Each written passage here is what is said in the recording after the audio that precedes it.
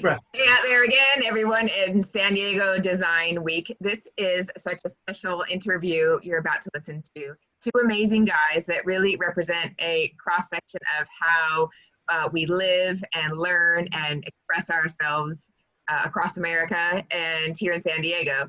So we have Ryan Wallace, who's a student at San Diego State, doing the entrepreneurial program and running this business on the side. He's a busy, busy guy. And we have Lovans Florial, who's out in New York City. Actually, YouTube, right? So I love this mix of learning and coming together in harmony and really powering forward together with a well-designed brand. So thank you, Lovans. I know you're a busy guy out there too. You have a lot of different things going on.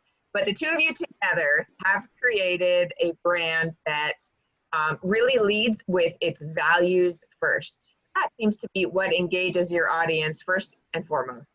And from that, you encourage the communication of that through your product line that you develop, which is clothing, apparel, accessories, and even some athletic gear. I really want to get into some details with you because that's what we're here for. So talk to me first about those values that I mentioned, and what is that message that you first and foremost wanted to communicate to the audience? So our values for Lonely Flaoter is pretty much individualism within the masses. And our goal is to put out a message where you go out and see the world. You take in the environment. You get to learn about different walks of life, schools of thought, and just embracing in a different world that changes your thought process on your own. And then coming back and passing out the information to a friend or a family member, spreading the knowledge. So Lonely Flaoter's symbolism relies on this connection to everyone else in regards to, like, the words lonely, floater. People resonate with that. And I believe that with how far we've came, we've realized that what our message is a lot bigger than we started off with. I have one good friend that was suffering from depression and, anxiety and had a lot of issues. And, I myself gone through my own situations, and I look at mental health and I try my best to not only realize that the world just revolves around me, because I'm an only child. So I try my best to just accept everybody and understand that the world is just much bigger than me. Doing so, while creating Lonely Flaoter, while me and Ryan was, creating Lonely Flaoter, we ran into people like Miles, Lamont, and a few other people who just really sat there and said, exactly what you're doing is I feel that. We've had kids that came up to us and said, like, hey, like what everything you guys have been posting, everything you guys have been putting out, like I feel like I fit in, or like, I feel like that this is a community that I can be a part of, and that goes from like, ages like 16 to like 40. It ranges from like the basketball player to like the scientists. Like our spectrums are wide. Yeah, the other thing I love that I read on your website was your note that it's not just about encouraging people to go out and learn, but about bringing that back and telling a friend or sharing that with someone else and really perpetuating the learning and the appetite for exploring the world and Exactly, because spreading knowledge is in a sense wealth, and what's better than wealth? Like the ability to how you say, you teach a man how to, you give a man a fish, he eats the fish, he's fed for a day. But teach a man how to fish, then he's fed for life. So if I find an opportunity or a place that I know for a fact that my friends and family would take into consideration and actually do it for themselves, check it out for themselves. Good, thank you.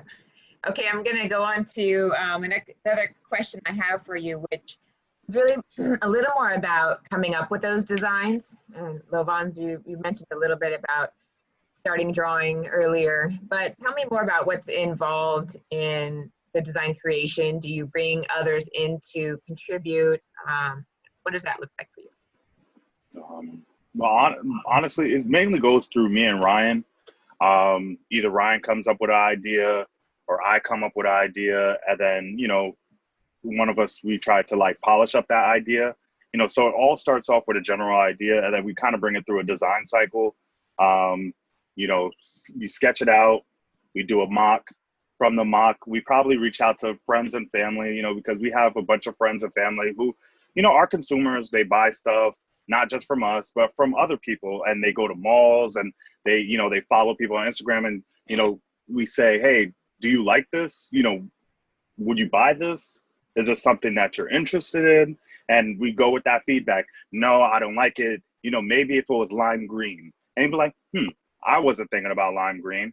You wasn't probably thinking about lime green. All right, cool. And then we go through that. And then we, send it to another group. So it's kind of like we have a bunch of think tanks, different group chats, different groups. And yeah, and they're completely different. One group is not the same as the other.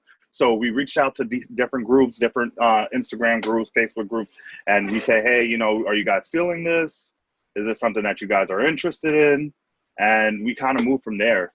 And I think the feedback is the most important thing. We've always had meaning behind our stuff, but now we've taken meaning a lot more seriously. Because we first started off with the 4 hats. We had the balloon, we had the moon with the balloon, we had the skull with the leaves and the leaf, and a skull with a crown of leaves, and then just the leaf. And all 4 of those things stood for something. But now when it comes to the design process, it's like, okay, what if this doesn't look right? What if it's in the wrong country? Okay, swipe, start all over again. Because it's stressful to trying your best to be politically correct when you want to stand for something. But what matters the most is that, okay, if just us 2 knuckleheads working on a project, we need to have someone else outside eyes looking in to make sure that, okay, like this seems cool, or this may not be right for the current social stance. Yeah, at the time, We try to think not on the terms of the now, but like in the long term. Say, for instance, we want to support a movement within like 2020, and then 5 years from now, come to find out they're being funded by the exact wrong people we're completely against. That can backfire on us. So that's where the research part comes in. Because like right now we're donating to charities now. We need to make sure those things are vetted and good to go. So our name attached to that can remain a legacy instead of a mistake. Talk to me now, Ryan. You have some examples of some of your apparel there with you. Want to talk me through some of those pieces? Yes. Okay.